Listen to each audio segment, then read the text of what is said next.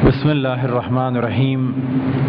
الحمد لله الذي هو الأول والآخر والظاهر والباطن، والصلاة والسلام على أشرف الأنبياء والمرسلين سيدنا ومولانا ومقتدانا أبي القاسم محمد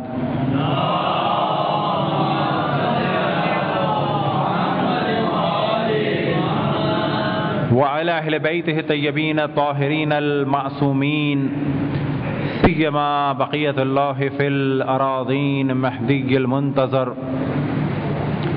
أرواحنا وأرواح العالمين لتراب مقدمه الفداء، ولعنة الله على أعدائهم ومنكر فضائلهم وغاصب حقوقهم إلى قيام يوم الدين.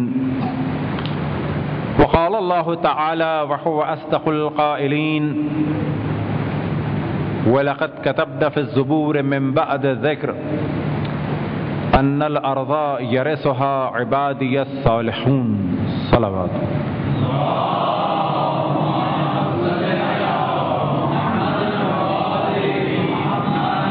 اس سے پہلے گفتگو کا آغاز قبلہ و کعبہ مولانا ہمارے قرار بھی تھا، تشریف فرما، ان کی موجودگی میں لفظ کشائی ہو رہی ہے، انشاءاللہ معاف فرمائیں گے. صلوات پڑھیں پر محمد والے محمد.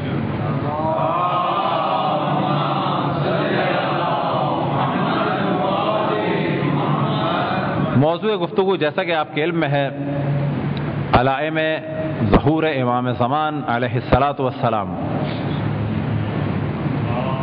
صلی اللہ علیہ وسلم.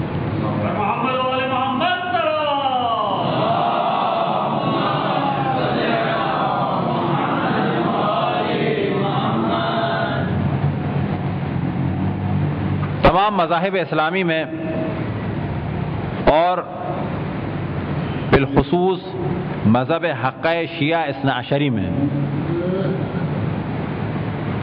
اور تمام ادیان الہی میں بالخصوص اسلام اور اسلام میں بالخصوص مذہب حقہ شیعہ اثنا عشری میں بہت زیادہ توجہ دلائی گئی ہے اس امر کی جانب کہ دنیا میں ایک دن ایسا بھی آئے گا کہ جب دین رسول خدا حضرت محمد مصطفیٰ صلی اللہ علیہ وآلہ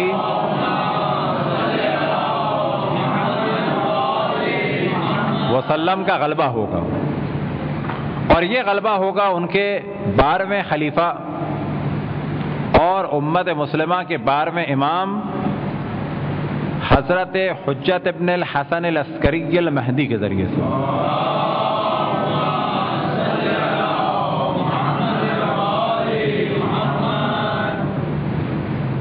اور عموماً عالم اسلام میں اس ذات مقدس کے نام سے زیادہ ان کا لقب مہدی مشہور ہے، کیونکہ نام گرامی آپ کا یا بالفاظ دیگر آپ ہم نام رسول خدا حضرت محمد مصطفیٰ صلی اللہ علیہ وآلہ وسلم ہیں.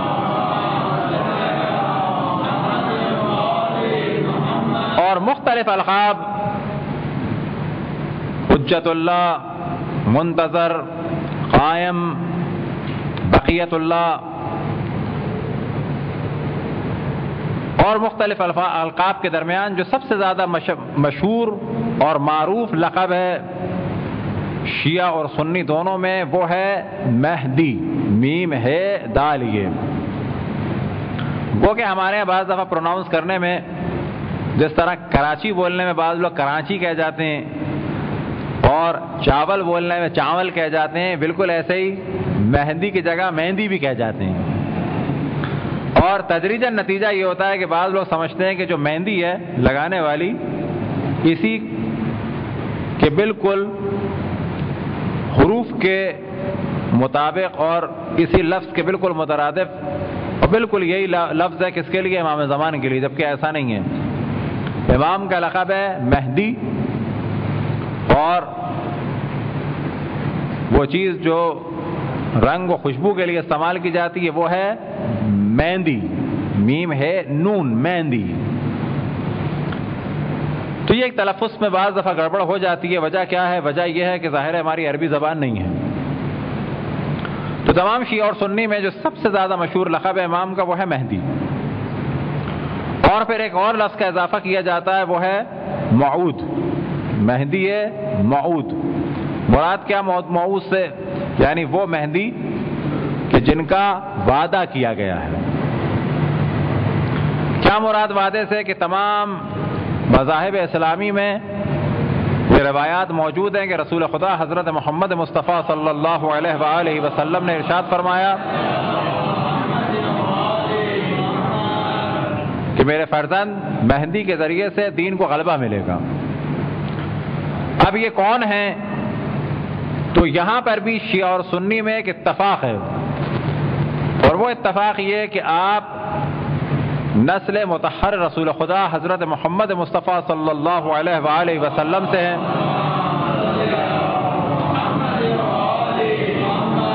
آپ نسل جناب سیدہ سلام اللہ علیہا، نسل مولا امیر المؤمنین، نسل امام حسن علیہ السلام اور نسل امام حسین علیہ السلام سے. ممکن ہے کہ آپ میں سے کسی کے ذہن میں آئے کیا امام حسن کی نسل سے بھی ہیں؟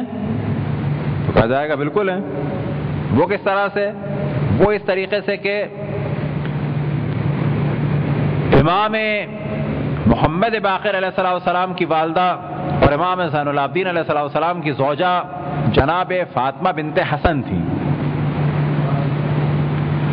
جس طریقے سے امام حسین کے فرزند کی نسل سے امام زمان نے، بالکل ایسے ہی امام حسن کی صاحبزادی جناب فاطمہ بنت حسن کی نسل سے امام زمان ہے.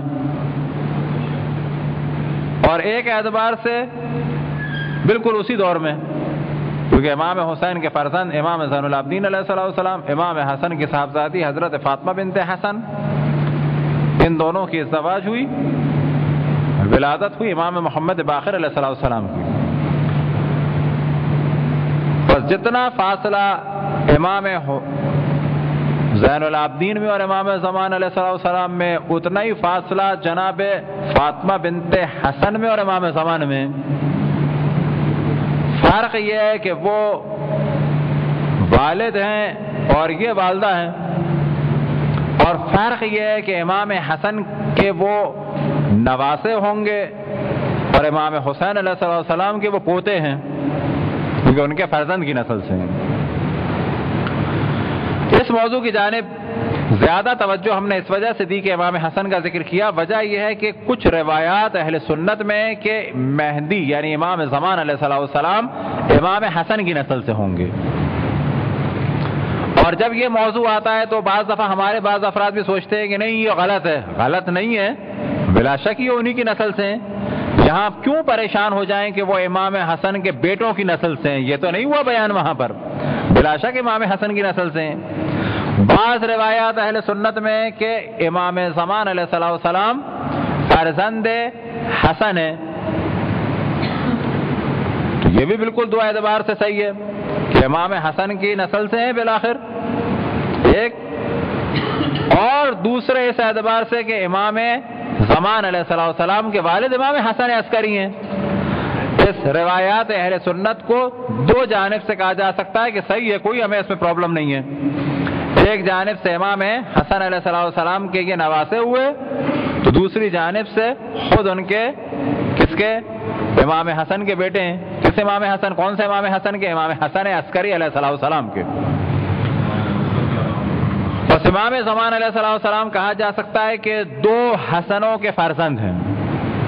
ایک امام حسن کون؟ امام حسن ابن علی مجتبی یعنی امام حسن کے نواسے، اور ایک امام حسن ابن علی. کون سے حسن؟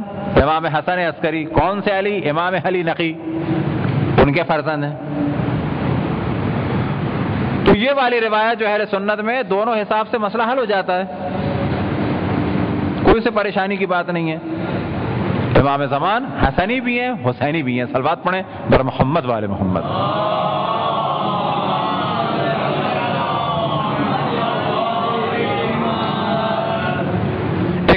جو شیعہ سنی میں مشترک ہے وہ یہ کہ ان کے ہاں کثرت سے امام کے لیے جو لفظ استعمال ہوتا ہے احتراماً وہ امام ہے، یعنی امام مہدی. اور شیعوں میں بھی وہ کون ہے؟ امام. معلوم ہوا کہ ایک ہی ہستی کے بارے میں گفتگو ہو رہی ہے. پھر شیعہ سنی میں ایک مشترک روایت ہے کہ جس کی جانب ہم عام طور پہ توجہ دلاتے ہیں، زیادہ توجہ دلاتے ہیں، شدت سے توجہ دلاتے ہیں، وہ یہ کہ شروع کی گفتگو میں بھی توجہ دلائی اس جانب کہ ہم نے کیا کہا کہ آپ 12ویں خلیفہ ہیں رسول خدا حضرت محمد مصطفیٰ صلی اللہ علیہ وآلہ وسلم کے.